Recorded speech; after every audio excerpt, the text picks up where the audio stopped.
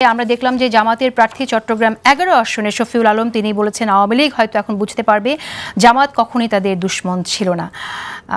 Advocate শিশির মনির, আপনারা কি জামাতকে এখন আওয়ামী লীগের ভোটের জন্য এসব মন্তব্য করছেন নাকি আসলেই আওয়ামী লীগ তাদের দুশ্মন না?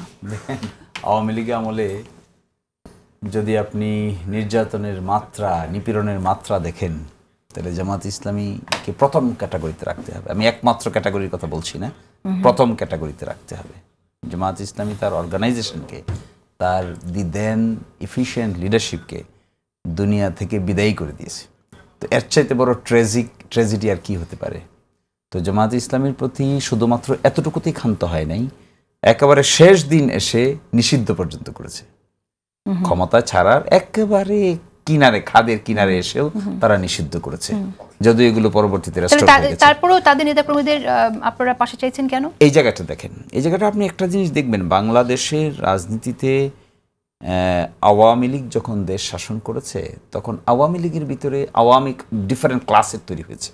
এটা যদি আপনি ক্লিয়ারলি বুঝতে পারবেন, এক শ্রেণীর ক্লাস তৈরি হয়েছে যারা টাকার পাহাড় গড়ে বিদেশে পাচার করেছে। ওখানে আপনি সাধারণ মানুষও দেখতে পাবেন যারা টাকা পয়সার কাছে আসে নাই, এরকম লোকও দেখতে পাবেন। আবার এরকম লোকও দেখতে, আমি এখন গ্রামে গিয়ে যেটা দেখি, এরকম লোকও দেখতে পাবেন যে একেবারে খেটে খাওয়া কৃষক, হয়তো বংশ পরম্পরায় আওয়ামী লীগকে সাপোর্ট করে, গ্রামে বসবাস করে, সে এরকম দুর্নীতি, এরকম ক্ষমতা প্রয়োগ, তারপরে রাষ্ট্রের উপরে এরকম বড় ধরনের অত্যাচার, নির্যাতন, নিপীড়ন, কাউকে মারা, এই রাস্তা সে অবলম্বন করে নাই। এখন প্রশ্ন আসলো, জামাত ইসলামী এত বড় একটা ভিকটিম, এই সার্কামস্টেন্সেসের ভিকটিম, 15 বছরের ভিকটিম, গ্র্যাজুয়াল ভিকটিম। এই জামাত ইসলামী বাংলাদেশে এখনকার সিচুয়েশনে কোথাও তো কোনো রেভেঞ্জ নিতে যায় নাই, প্রতিশোধ নিতে যায় না।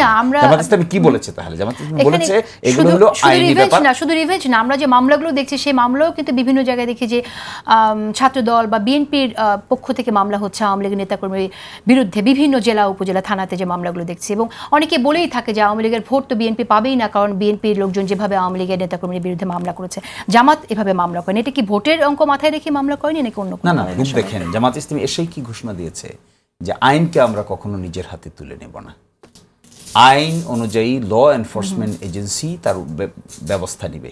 কোনো পার্টিকুলার ব্যক্তি যদি অপরাধ করে থাকে, তে অপরাধের ব্যাপারে আইন এবং আদালত তার বিচার করবে। কিন্তু আপনার সাথে যদি বেআইনি আচরণ করে আপনি তো তখন মামলা করতে পারেন। আমাকে শেষ করতে দেন। আরেকটা বলা হয়েছে, ব্যক্তিগতভাবে যদি কেউ ক্ষতিগ্রস্ত হয়ে থাকেন, যে আগের সিস্টেমের কারণে আইনের কাছে যেতে পারেন নাই, তিনি আইনের কাছে যাবেন। কিন্তু আমভাবে, ঢালাওভাবে যাকে ইচ্ছা তাকে আসামি করে মামলা মোকদ্দমা করা বাংলাদেশের সরকারও এটাকে ইন্সপায়ার করে নাই, আমরাও ইন্সপায়ার করিনি।